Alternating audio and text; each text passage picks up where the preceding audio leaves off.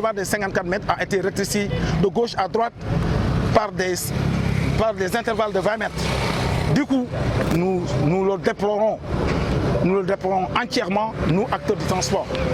Aujourd'hui, nous lançons un grand cri de cœur à l'autorité identique, à l'occurrence le gouverneur de la région qui représente le président de la République au niveau de sa région. Et ce qui est là, c'est au niveau de la région des Ziguinchor que le boulevard des 54 mètres a eu à traverser. Une boulevard qui est une boulevard internationale qui draine que des gros porteurs.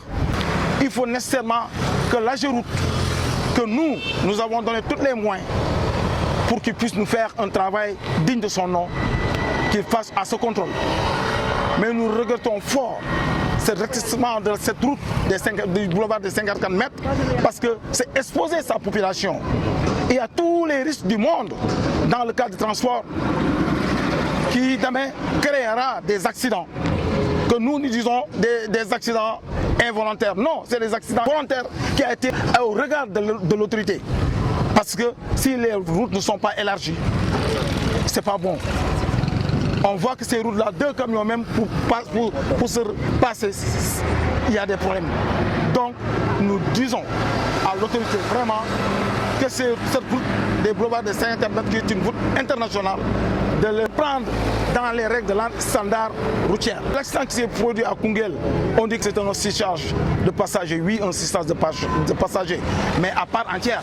Cette route qui faisait la fierté des Sénégalais, des Guinéens et de tout ce qui passait par là est devenu malheureusement le boulevard des 54 mètres, est devenu le boulevard des 20 mètres.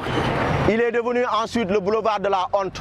Parce que nous ne pouvons pas concevoir et nous ne pouvons pas constater, au moment où nous parlons de mondialisation, de transport, au moment où nous parlons un peu partout d'autoroutes, de péages, la seule route qui faisait notre fierté est en train d'être rétrécie. Pourquoi rétrécir cette route qui est une route internationale?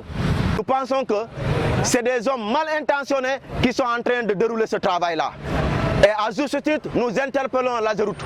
Parce que nous avons fait des vidéos, nous avons essayé 2 fois de suite d'aller les voir, mais malheureusement cela n'a pas abouti.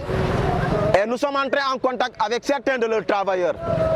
Mais jusque-là, nous n'avons pas eu la bonne réponse. Et nous voudrions que l'AGEROUTE nous explique pourquoi rétrécir à un moment donné cette route-là. Ce qu'ils ont rétréci là, c'est quasiment une route. Et à chaque presque 20 mètres, c'est rétréci. Et c'est combien de kilomètres? Si on doit calculer, si on doit additionner. Mais je pense que ce n'est pas sérieux. Nous exigeons à ce qu'il y ait des passerelles, nous exigeons à ce qu'il y ait des autoponts. Est-ce que nous ne mériterons pas des autoponts? Nous ne méritons pas des passerelles. Nous avons vu ailleurs, il y a des passerelles, il y a des autoponts. Et pourquoi pas ici? C'est une route internationale. Et nous savons tous que cette route-là est accidentogène.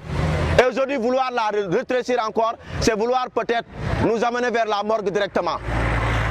Est-ce que vous êtes en train de construire une route ou un mouroir? Nous demandons ça à l'État du Sénégal et surtout à l'AGEROUTE. Mais au même moment, on nous fait des canaux à ciel ouvert, c'est comme si c'est des souris qui vont passer dedans. Mais c'est lamentable en réalité. Et nous disons que pour cette question-là, on n'est pas prêt à lâcher le morceau. On va suivre cette question-là jusqu'au bout.